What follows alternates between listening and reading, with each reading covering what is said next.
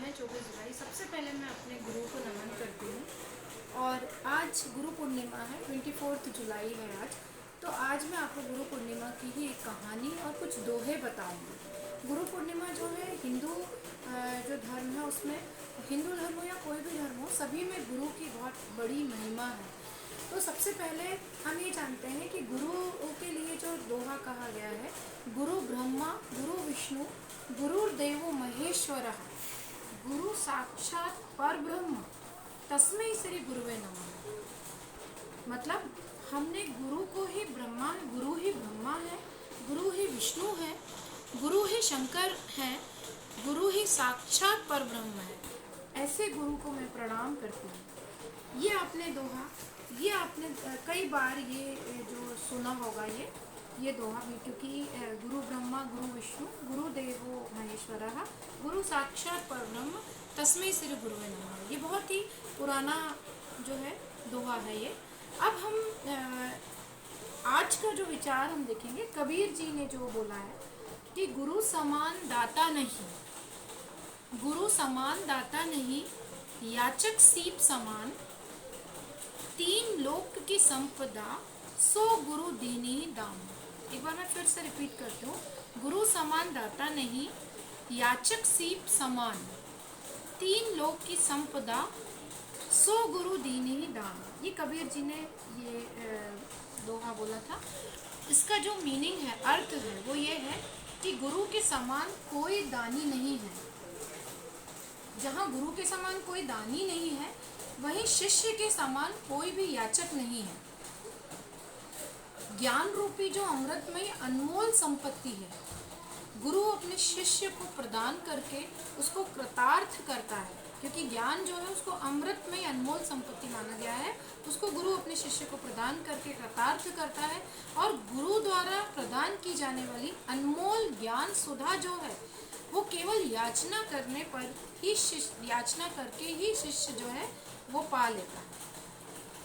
अब हम देखेंगे कि ये जो गुरु पूर्णिमा है, गुरु पूर्णिमा का बहुत महत्व है, क्योंकि गुरु मंत्र और दीक्षा के बिना कोई भी जप और संस्कार जो हैं वो पूरे नहीं होते। तो आज गुरु पूर्णिमा पे हम एक कहानी बताते हैं आपको।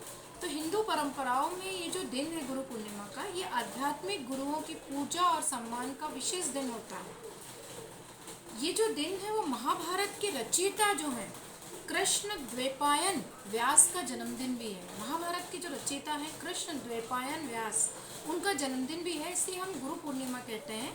और जो ये कृष्ण द्वैपायन व्यास हैं, ये संस्कृत के प्रकांड विद्वान थे और उन्होंने चारों वेदों की भी रचना की थी।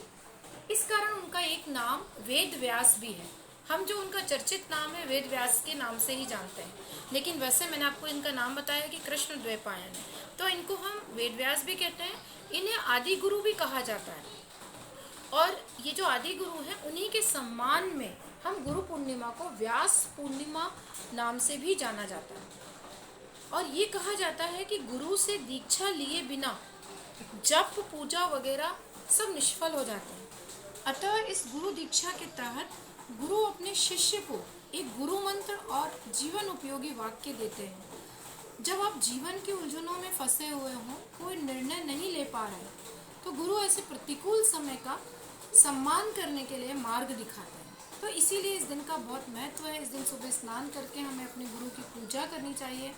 और एक मंत्र और है, एक जो हम बात करते हैं वो कि बिना गुरु ज्ञान विरंची न हुई। मतलब बिना गुरु के ज्ञान जो है वो असंभव है, क्योंकि भगवान राम है, चाहे कृष्ण है, ये इन सब ने गुरु दीक्षा ली थी, और ये सब जो है वो गुरुकुल में रहकर इन्होंने अपनी दीक्षा ली थी। जैसे भगवान कृष्ण जो है उनके सांदीपनी गुरु हैं, भगवान राम के वशिष्ठ हैं, तो इन सब ने जो है वो गुरु दीक्षा ली, गुरुकुल में जाकर शिक्षा दीक्षा लिया करते थे। इसीलिए बोला गया है कि बिना गुरु ज्ञान विरंची न होई, मतलब बिना गुरु के ज्ञान जो है वो असंभव है।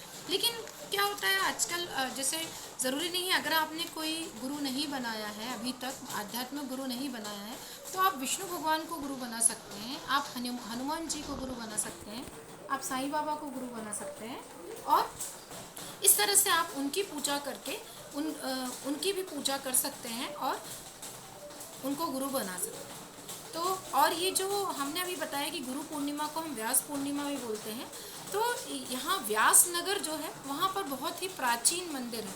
काशी से 4 मील की दूरी पर चंदौली जिले के व्यास नगर में वेद व्यास का बहुत ही प्राचीन मंदिर है, जहाँ पर माघ महीने में मेला लगता है और साथ ही गुरु पूर्णिमा का प्रसिद्ध पर्व जो व्यास जी की जयंती के उपलक्ष्य में मनाया जाता है।